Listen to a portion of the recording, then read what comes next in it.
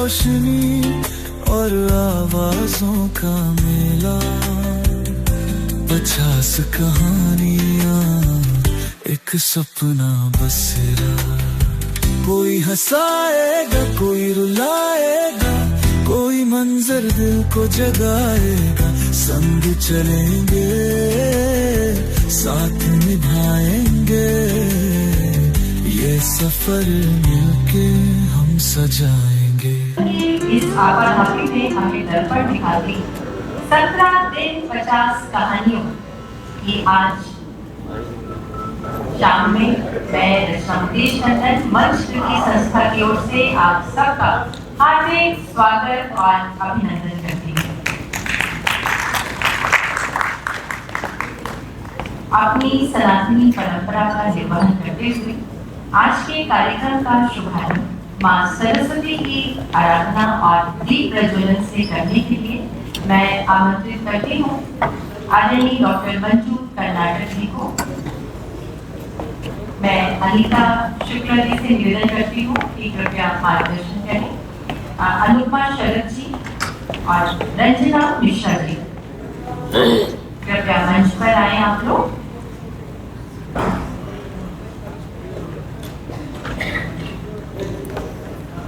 देश की अखंडता बनी रहे, आओ उसके नाम से दीप जलाएं, मन से अंधकार को यूं मिटाएं हम।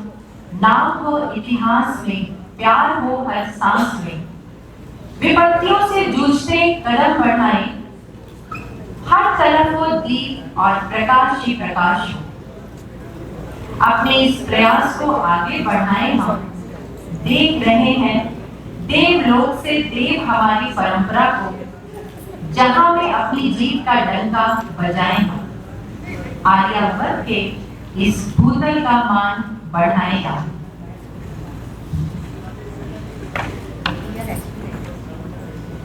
शुभम करोतु कल्याणम, आरोग्यम धन संपदा, शत्रु बुद्धि विनाशाय, आत्म ज्योति नमोस्तुते, आत्म ज्योति नमोस्तुते। हृदय से आभार आप सबका। दीप प्रज्वलन से आपने पूरे वातावरण में सकारात्मक ऊर्जा प्राप्त कर दी है।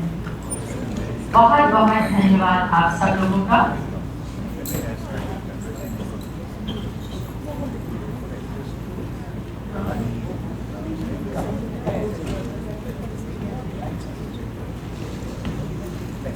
चलिए अब चलते हैं हम लोग आज की कहानी की ओर, जो है समझदार। इसको लिखा है डॉक्टर मंजू कर्नाटक जी ने। वैसे तो हम सब लोग बहुत समझदार हैं, है ना? ऐसा कोई भी नहीं है जो समझदार नहीं है। पर चलिए फिर भी देखते हैं, समझते हैं कि डॉक्टर मंजू कर्नाटक की हम लोगों को क्या समझाना चाह रही है, क्या बताना चाह रही है। तो प्रस्तुत है कहानी समझदार। और ठंडे मौसम के लिए विशेष तौर पर जाना जाता है। सुना है वहां सूरज की किरणें जून के महीने में भी नहीं पहुंचती। और भाई, लेकिन हमारी कहानी तो यहीं पहुंच गई और मैं भी पहुंच गई अयार पाटा, क्योंकि इसी अयार पाटा में बसी थी शहर के प्रतिष्ठित सेठ मनोहर लाल शाह जी की विशाल कोठी। मनोहर लाल शाह जी जो अपने अकूत कारोबार और विशाल संपत्ति की वजह से पूरे नैनीताल बल्कि पूरे कुमाऊं क्षेत्र में जाने जाते थे। और शाह जी का घर तो क्या ही बताऊं। शाह जी के घर में एड़ी से चोटी तक स्वर्ण जेवरों से लदी हुई अत्यंत धार्मिक विचारों वाली उनकी धर्मपत्नी कमर में चाबी का चांदी वाला गुच्छा लटकाए इधर से उधर घुमा करती थी। रोज सुबह उठकर 2 घंटे तक पूजा करना, अपने घर के मंदिर में बैठकर 2 घंटे तक पूजा करना, ठाकुर जी का श्रृंगार करना उनका प्रमुख और एकमात्र काम था। क्योंकि घर में अलग अलग कामों के लिए अलग अलग नौकर चाकर थे। अब कई और नौकर चाकरों के होते हुए भी एक बार शाह जी जब अपने पैतृक गांव मचखाली गए तो गांव से अपने ही खेत में काम करने वाले गोपाल के सबसे छोटे बेटे जग्गू को अपने साथ ले आए। क्यों? ताकि उनके अपने इकलौते लड़के रोहन का मन लगा रहे। मतलब रईसी देख रहे हैं आप। अब गोपाल को वो आश्वासन देकर आए कि जग्गू को वो अपने घर ले जाकर अपने बच्चे जैसा पालेंगे, उसे पढ़ा लिखा कर बड़ा साहब बना देंगे। अब गोपाल ठहरा सीधा साधा आदमी, साहजी की छत्र छाया में पलने वाला। उसने आओ देखा ना ताओ भेज दिया जग्गू को आयार पाटा नैनीताल साहजी के साथ। उसने मन ही मन सोचा कि उसके बाकी सारे बेटे तो वही गांव में रहकर अनपढ़ रह गए, खेती बाड़ी के अलावा किसी काम के नहीं रह गए। क्या पता जग्गू बड़े शहर में जाकर पढ़ लिख जाए, बड़ा आदमी बन जाए, तो उसकी भी तकदीर बदल जाएगी। अब गोपाल की पत्नी ने खूब रोना धोना मचाया। उसके जिगर का टुकड़ा था जग्गू। वो अपने कलेजे के टुकड़े जग्गू को नहीं भेजना चाहती थी, लेकिन मजाल गोपाल आदमी होकर औरत की बात मानता, मां की ममता को समझता। आखिरकार गोपाल की पत्नी ने हार मान ली अपनी पति की जिद के आगे और भेज दिया, विदा कर दिया अपने कलेजे के टुकड़े जग्गू को साहजी के साथ। क्या अब साहजी और उनकी धर्म पत्नी दुनियादारी से भली भांति वाकिफ थे। वो ये अच्छी तरह जानते थे कि जग्गू को अगर उन्होंने पढ़ाया लिखाया तो वो उनके तो किसी काम का नहीं रह जाएगा। तो बस उन्होंने तय कर लिया कि जग्गू को पढ़ाना लिखाना तो दूर, उसे अक्षर ज्ञान भी नहीं कराया जाएगा। वो सिर्फ उनके अपने बेटे रोहन के आगे पीछे एक सहायक की तरह पूरी जिंदगी बिता देगा। और वैसे भी आजकल के जमाने में यार नौकर मिलना बहुत मुश्किल है, काम काज सब कुछ करना रहता है। हाजी और उनकी धर्मपत्नी अच्छी तरह जानते थे कि एक बार जग्गू को कोठी में रहने की आदत पड़ जाएगी, भूख मिटाने को पेट भर खाना और तन ढकने के लिए कपड़े मिलने लग जाएंगे, तो वो गांव जाने की जिद तो वापस नहीं करेगा। यानी किसी इंसान को मानसिक तौर पर कैसे गुलाम बनाया जाता है ना, इस मामले में साहजी और उनकी धर्मपत्नी माहिर थे। अरे उनके तो पिताजी ने भी ऐसे ही बचपन से ही छोटे छोटे लड़कों को अपने गांव से लाकर घर की चाकरी में लगाया।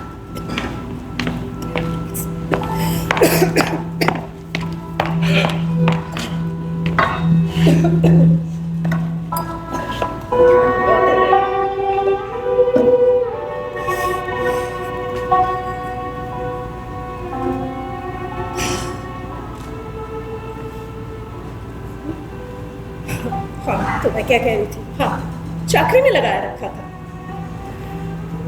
अब मझखाली से नैनीताल आयार पाटा आते हुए साहजी का बेटा रोहन और गोपाल का बेटा जग्गू, दोनों बच्चे आपस में खूब बातचीत करते रहे। रोहन को तो जैसे अपने हम उम्र जग्गू में खिलौना जैसा मिल गया था, लेकिन साहजी और उनकी धर्म पत्नी आंखों ही आंखों में ये तय कर रहे थे कि किस तरह जग्गू को पूरी तरह से गुलाम बनाकर रखना है।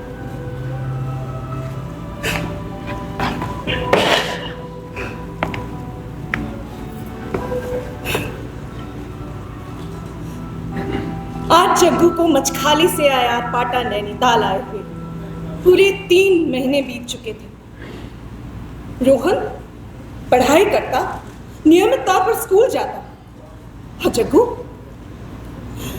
के मन में एक सपना सा तैर जाता कि कब वो कंधे में बस्ता ला दे, यूनिफॉर्म पहने स्कूल जाएगा, बड़ा आदमी बनेगा।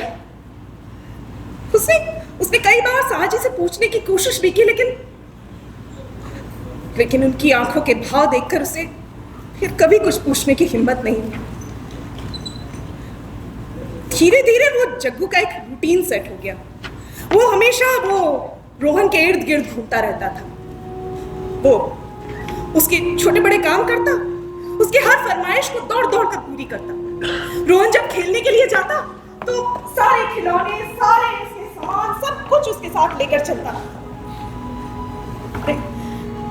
रोहन के दोस्तों के लिए भी जग्गू एक आज्ञाकारी खिलौना बनकर रह गया था, जो रोहन का काम करने के अलावा जग्गू उनके भी ऑर्डर्स का पालन करता था। बदले में उसे मिलती थी झिड़की, हंसी, मजाक।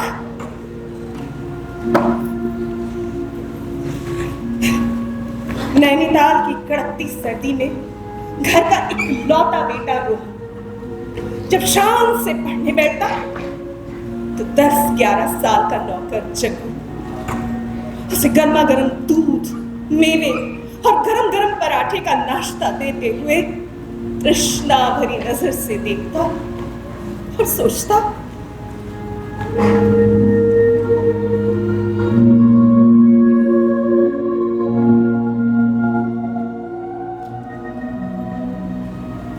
क्यों मेरा और रोहन का जीवन इतना अलग है? क्यों मेरे माता पिता मुझे रोहन के माता पिता की तरह प्यार नहीं करते? क्यों साजी मुझे स्कूल नहीं भेजते? क्यों मैं अपने ही घर में नहीं रह सकता?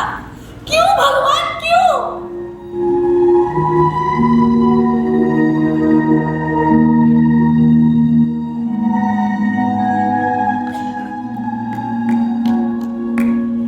बच्चे का मन ठहरा यार कब तक उदास रहता। फिर एक बार कुछ नई बात सोचने लगा और इस बार उसका मन जो मचला ना तो देखा उसने सीधे मेवे की ओर। मेवे देखकर जग्गू सोचता कि वो क्या चीज है जो रोहन रोज खाता है। फिर वो रोहन के घुंघराले बालों और चाँद से चमकते मुखड़े को देखता तो समझ जाता कि यही मेवे खाकर रोहन को इतना सुंदर रूप मिला है। जग्गू तो कभी कभी चुपचाप रोहन के कमरे में उसके दर्पण में अपनी शक्ल देखने लगता। उसके बाल गंदे संदे, उजड़े, भूरे, खड़े खड़े से थे। उसके मुंह पे तो जैसे धूल और मिट्टी, राख की परत जमी थी। जाड़ों के दिनों में उसके होठों पे एक पपड़ी सी जम जाती थी। जब उस पपड़ी को खुरचता था ना तो खून निकल आता था। पर क्या करता, उसने सोच लिया था कि मैं बस अब रोहन की तरह सुंदर सुंदर बन जाऊंगा। तो कॉन्सेंट्रेट किया उसने मेवे की तरफ। एक दिन किचन से वो दूध, बादाम, अखरोट, किशमिश वगैरह ले जाते हुए जग्गू के मन में उसे चखने की इच्छा जाग गई। उसने 2-4 मेवे उठाए और डाल दिए अपने मुंह में। कितने स्वादिष्ट थे ये मेवे, ये दूध, अखरोट, ये बादाम, ये किशमिश। ओ माय गॉड, कितने स्वादिष्ट थे।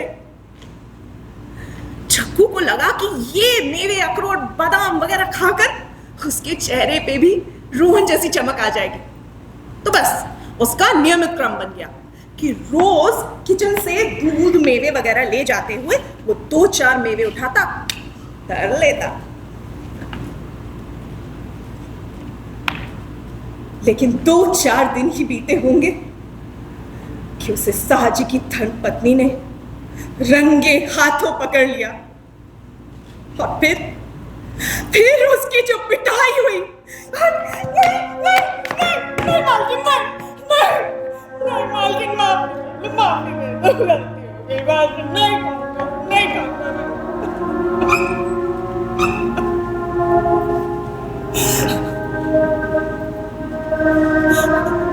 2 दिन तक रोता रहा, सुसाता रहा और उनका एक दाना भी उसके पेट में नहीं गया। उस साजी से जिद करने लगा कि अब उसे अपने गांव वापस जाना है। तो पता है साजी ने क्या कहा? चले जाओ अपने गांव। तुम्हें किसने रोका है? किसने रोका? अरे 10-11 साल का बच्चा था जग्गू। कहाँ जाता? वो तो आया पाटा की उस कोठी के बाहर कभी कदम भी नहीं रख चुका था। चुपचाप मन महसूस कर रहे क्या? फिर शुरू हो गया वही रोहन की सेवा का क्रम। जग्गू की अब समझ में आ गया था कि उसकी किस्मत में रोहन की सेवा के अलावा और कुछ नहीं है। रोहन जब राजकुमार की तरह अपनी स्टडी टेबल पर पढ़ने बैठता तब जग्गू की आंखें उसे तृष्णा भरी नजर से देखती और सोचती, काश मैं भी पढ़ पाता, स्कूल जा पाता, बड़ा आदमी बन पाता। और साहजी की धर्मपत्नी उसकी इस आंखों की तृष्णा को भाप लेती और उसे समझाती, जग्गू बहुत मुश्किल होता है पढ़ाई करना। हाँ, कितनी मार पड़ती है मास्टर साहब की। हाँ, बहुत मुश्किल होता है पढ़ाई करना। हाँ, अरे तुझे तो बैठे बैठे सब कुछ मिल जाता है। रोहन को देख, कितनी मेहनत करनी पड़ती है। और ये कहकर फिर से हंस देती। बेचारा गरीब कुछ नहीं समझ पाता। वो तो उनकी भी इन बातों पर विश्वास करके संतोष कर लेता कि हाँ, सही कह रही है मालकिन, मैं पढ़ाई करना बहुत मुश्किल है, मैं पढ़ाई नहीं कर सकता, मेरे बस की बात नहीं है। लेकिन बाल मन ठहरा बाल मन, जाने कब किस बात पे मचल जाए। और इस बार मचला भी तो किस चीज पर? एक जोड़ी जूते पे। आजकल जग्गू का बाल मन रोहन के सुंदर बूटों की तरफ आकर्षित हो रहा था। वो जिंदगी में एक बार उन बूटों को पहनना चाहता था। कितने सुंदर लग रहे थे वो बूट। रोहन जब उन बूटों को पहनकर चलता तो कैसे ठक ठक ठक ठक करके आवाज आती थी। जग्गू तो सपने में भी वही बूट पहनकर ऐसे ठक ठक ठक ठक ठक ठक ठक ठक ठक करके चलता और देखता कि वो अपने गांव में पहुंच गया है। उसका पिता गोपाल उसे प्यार कर रहा है। उसकी माँ उसे दूध मेवे खिला रही है और वो कंधे पर बस्ता टांगे यूनिफॉर्म पहन के ठक ठक ठक करके स्कूल जा रहा है। जग्गू रोहन की तरह चमचमाते बूट पहनकर ठक ठक ठक ठक ठक ठक करते हुए सीधे अपने गांव के बीचों बीच पहुंच जाता और देखता कि वो तो सचमुच का राजकुमार बन गया है, क्योंकि सारे बच्चे उसे घेर के खड़े हैं, उसे देख रहे हैं, उसके उन बूटों को देख रहे हैं। वो तो सपने में भी सोचता कि वो अवश्य ही अपने बूट अपने एक दोस्त को पहनने के लिए देगा।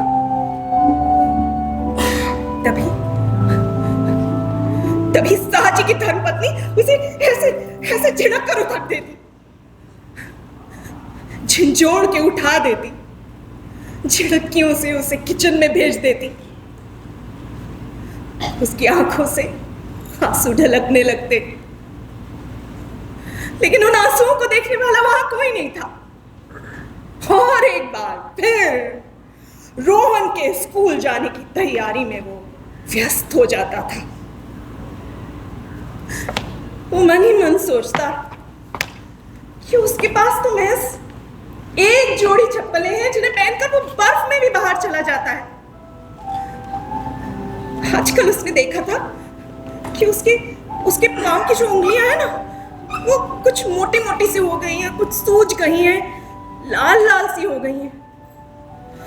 और उन मोटी और सूजी हुई उंगलियों में खुजली सी रहती थी और एक टीस सी महसूस होती थी। दरअसल वो होता है ना कि वो ठंड के मारे, बर्फ के मारे, जाड़े के मारे हमारे पाँव सूज जाते हैं और उनका खून जम जाता है। उसके साथ यही हुआ था, पर उसे नहीं पता था, उसे कुछ नहीं पता था। वो तो बस यही सोचता था ये सब क्या हो रहा है। और फिर आया 25 दिसंबर का दिन, क्रिसमस का वो दिन जब बाल यीशु ने जन्म लिया था। तब एक बाल मन ने हमेशा हमेशा के लिए दम तोड़ दिया। आज सारा घर खाली है। क्यों? क्योंकि सारे लोग तो क्रिसमस का मेला देखने बाजार चले गए हैं। अरे चंकू तो कब से ये सोच रहा था यही मौका मिल जाए। वो तो सोच रहा था यही एक मौका मिले और वो अपने ख्वाब पूरे कर ले। आज उसने बिल्कुल समय नहीं गवाया। सीधे गया रोहन के कमरे में, बूट उठाए, पैर में डाले, दरवाजा खोला।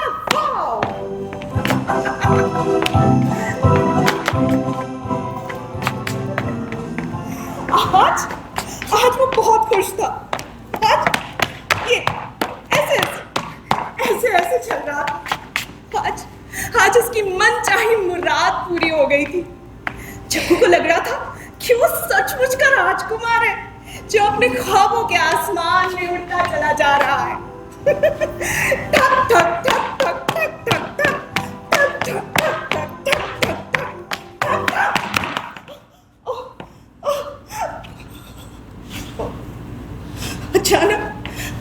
अचानक उसके पैर में भयंकर दर्द होने लगा। असह्य पीड़ा से वो छटपटाने लगा और सीधे गया रोहन के कमरे की तरफ दौड़ता हुआ। वहां पहुंचकर उसने जल्दी से अपने जूते उतारे और देखता क्या है कि उसकी उंगलियों से तो खून रिस रहा था। दरअसल वो उसके पैर सूज गए थे ना ठंड के मारे, तो वो जूते तो उसे फिट ही नहीं हो रहे थे। जैसे ही उसने उन बूटों में अपना पांव डाला, उसकी उंगलियां फूट पड़ी और उनमें से खून निकलने लगा। लेकिन उसे नहीं पता था, उसे नहीं पता था ये सब क्या हो रहा है। बेचारा नादान, ना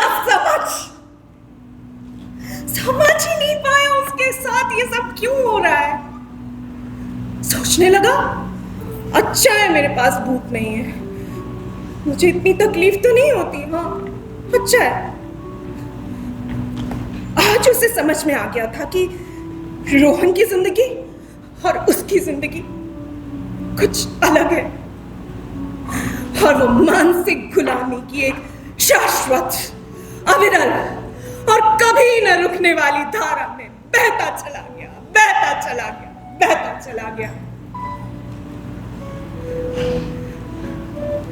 उसने आप सोच लिया, बहुत अच्छे से तय कर लिया कि अब न वो कभी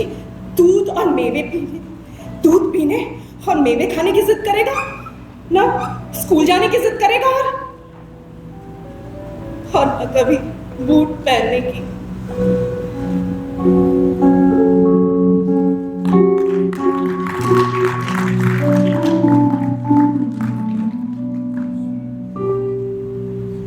कितना मुश्किल होता है बूट पहनना। रोहन को रोज कितने कष्ट उठाने होते होंगे। वो बेचारा स्कूल कैसे जाता होगा। उससे अच्छी तो मेरी जिंदगी है। ना स्कूल जाना पड़ता, ना पढ़ाई करनी पड़ती और ना बूट पहनने पड़ते।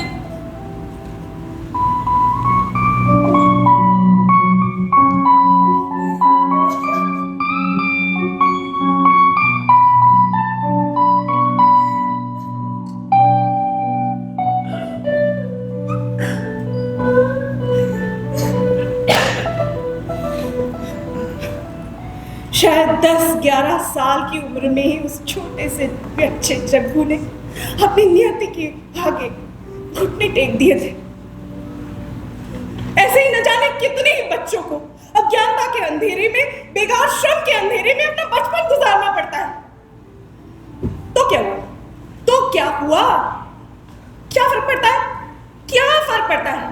आप कहानी सुनने आए, सुनकर चले जाइए। मैं कहानी सुनाने आई हूं, सुना के चली जाऊंगी। जाकर फिर एक छोटू का आवाज दूंगी, छोटू 2 कटिंग वाली चाय लगाना। और ये टेबल क्या तेरा बाप साफ करेगा?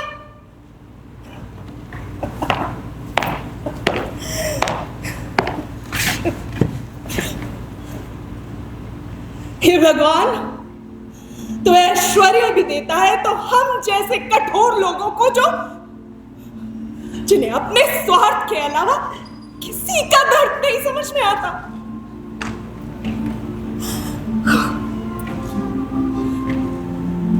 जग्गू का क्या हुआ? क्या करेंगे जानकर? जग्गू वो रोहन के कमरे में कोने में गया, वो वहां पर बूट वहीं पर रख दिए।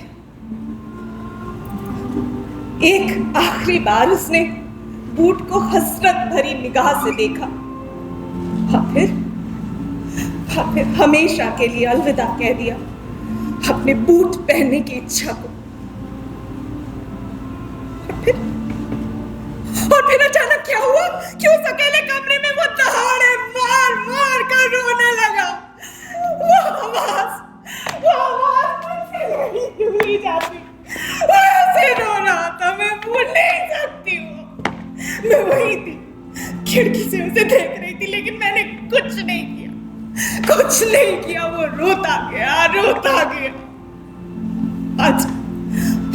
आज उसे अपनी माँ की बहुत याद आ रही थी। उसने सोचा कि उसकी माँ उसे गोद में ले ले और उसका पिता गोपाल उसके सर पे हाथ फेरे, लेकिन कोई नहीं था। जग्गू बस रोता गया।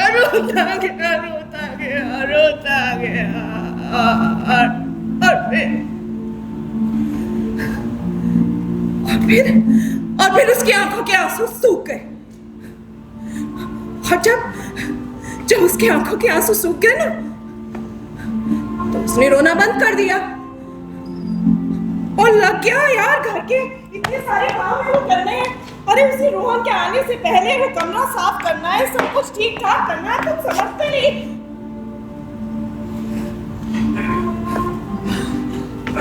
नहीं,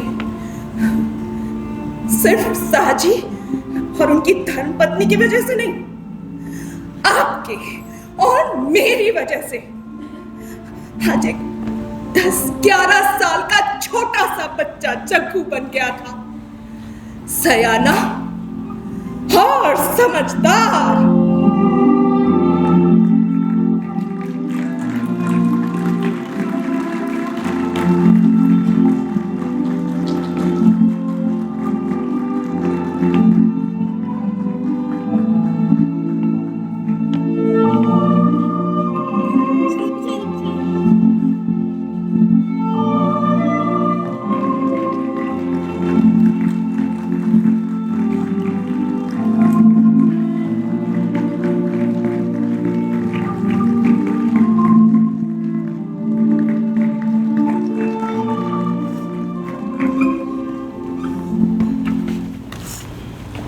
आप लोगों ने ये अत्यंत मार्मिक कहानी सुनी, समझदार। इसमें इस कहानी को जीवन दिया था मधुमिता गांगुली,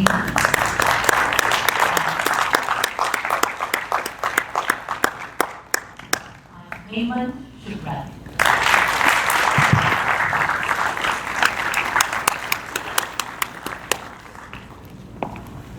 कहीं ना कहीं इस कहानी ने हम सब सोचने के लिए विवश कर दिया कि आज जो हमारे समाज में हो रहा है उसका आईना दिखा दिया है।